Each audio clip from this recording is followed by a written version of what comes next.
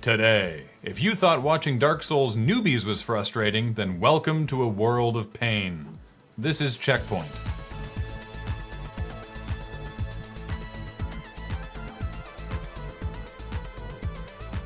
Welcome to Checkpoint, where we're getting ready for PAX Prime this weekend. My plan is Friday to Monday, check out as many awesome games on the show floor as possible, and then go to parties every single night. Tuesday, die.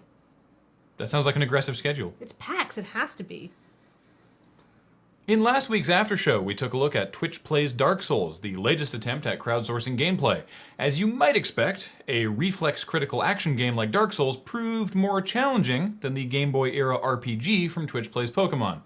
Hell, even Fish Plays Street Fighter was more successful, and that was a literal aquarium of fish. Twitch Plays Dark Souls spent the first 3 days running into a wall. Maybe more than that, we stopped checking in after that point. But now, with some modifications, the admin has made this challenge much more doable and way less interesting to watch.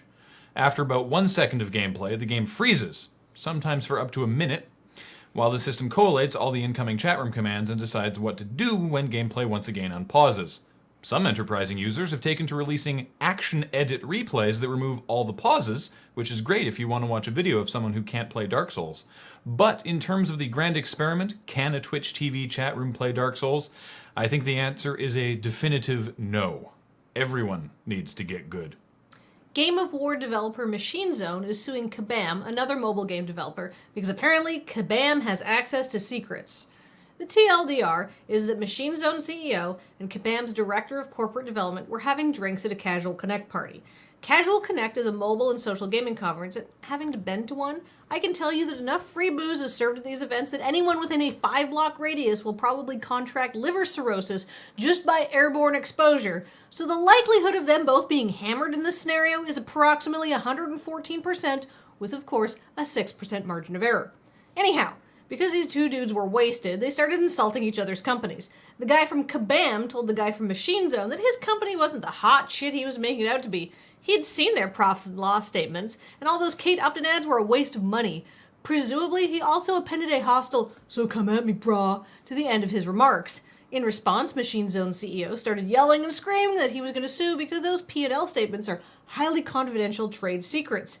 In response to the lawsuit, Kabam has said that their guy was lying just to piss Machine Zone CEO off. Subtext, of course, being, "Dude was totally shwasted, so untwist your panties already."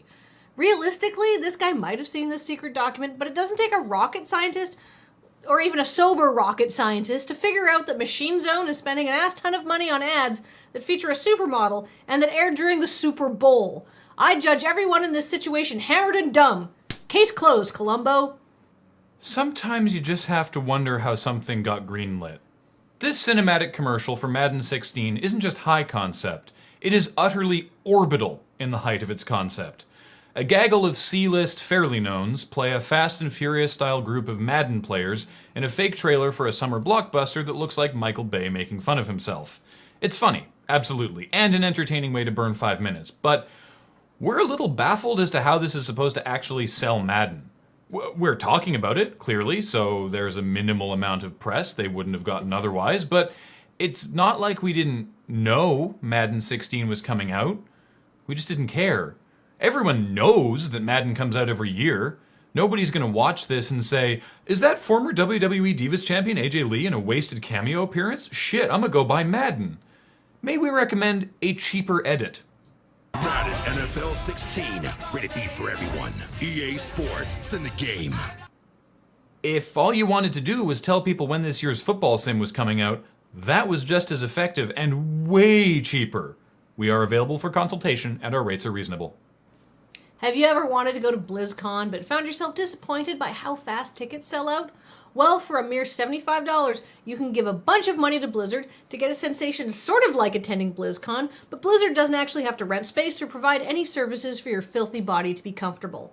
For a mere $39.99 US, you can watch HD streams of everything going on at BlizzCon.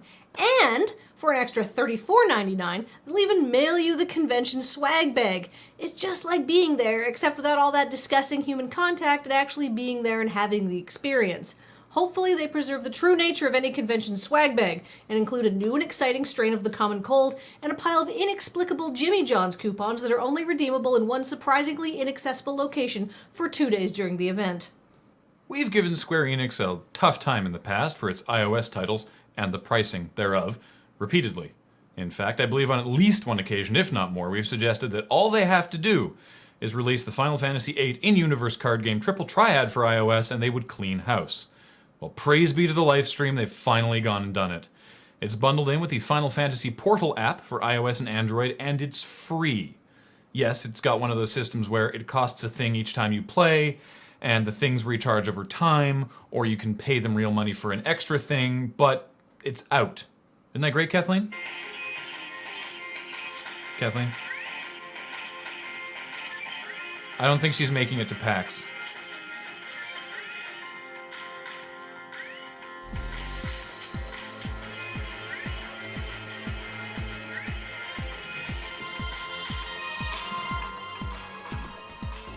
Huh? Oh, what? Yeah, okay, there's a new website called HaloMe.nu where you can watch the Halo game menu on loop, because that's the white noise of our generation. By the way, the video playing during the opening titles and the one that Paul cut to in the shoulder graphic during the Dark Souls story, that is live. That is a live stream of what's happening on Twitch Plays Dark Souls at time of recording. I don't know what's happening there, but they have not moved in an hour.